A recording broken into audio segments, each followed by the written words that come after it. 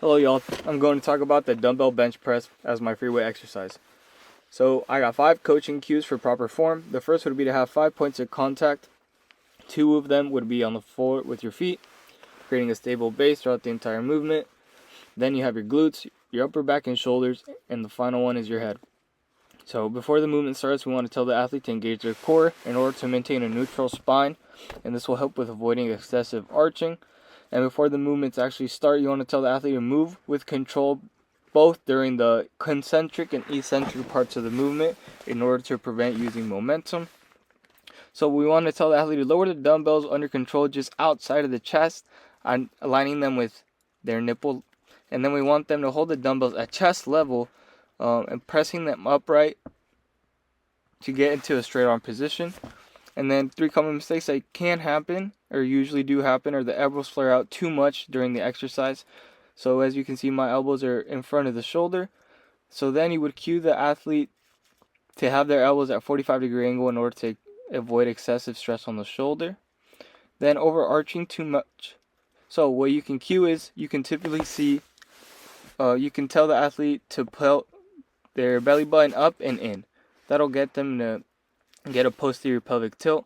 And then the last mistake that can happen is uneven pressing or instability throughout the lift.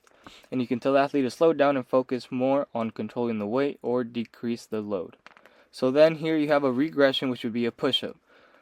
This regression reduces the external load and it simplifies the pressing mechanics, which can help the athlete develop more foundational strength. And here are the cues. You want to keep your body in a straight line from your head to your heels. And here I moved to a YMCA push-up just as another example. And then this cue goes for both, is you lower your chest until it's above the floor and then just push back up with control, focusing on keeping your core engaged. And that will help with excessive rounding of the back as well. So now moving on to the now going on to the progression, we go into the single arm dumbbell bench press. Here we introduce a unilateral instability. So we have one single dumbbell in one arm. That requires more core engagement, and that will show some imbalances. So the cue for that would be to brace your core in order to prevent any rotation, and to keep, as you can see, my hands on my chest, your non-pressing arm neutral for balance. And then with this, again with breathing, when you tell athletes to breathe, so at the top of the movement, from this point, we breathe in, hold in, and then once we get into the sticky point, which will be there, we breathe out. And then you continue out throughout each rep. And throughout the course of this set, you as the instructor can see any cues that are specific to the athlete, and then you can change anything else you see. But now moving on to the kettlebell clean and press. There are also 5 cues for proper form. So first we want to start with the kettlebell on the floor between your feet. We want to hinge at the hips and grab the handle with one hand. Secondly, we want to drive through the hips explosively, and we want to pull the kettlebell close to our body, and then that goes into the rack position, which is the position we go into right before we press. So once in the rack position, we're going to press the kettlebell overhead in a straight line, fully extending your arm. And then to lower the kettlebell, we're going to lower it back into that rack position with control before we reset and go into our next repetition. And throughout this entire thing, we're going to keep our core engaged throughout the entire set, in order to prevent excessive arching in your lower back and in order to create stability. So here we move on to the regression. This is going into 2 parts. So here you can see the first part, which is just a clean.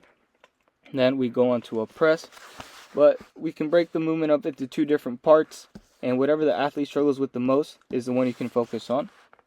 But we want to use explosive hip range to pull the kettlebell into our rack position, or we either want to start in the rack position and press overhead with control, focusing on engaging our shoulder and core for stability. Here you see the progression, which goes into a double kettlebell clean and press. And we want to use 2 kettlebells here in order to increase the load and complexity of the movement itself, because it requires greater strength and coordination and balance altogether.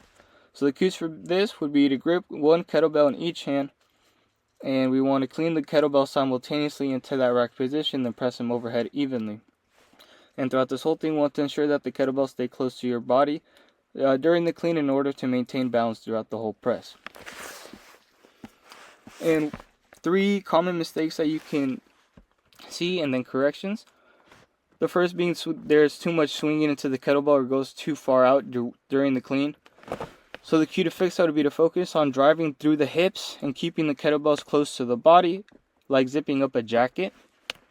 The second would be poor wrist alignment in the rack position, the cue for that would be to keep your wrist straight and let the kettlebell rest securely on the forearm. And the third mistake could be overarching the back during the press, and the cue to that would be the same as before, bring that belly button back up and in. Thank you very much.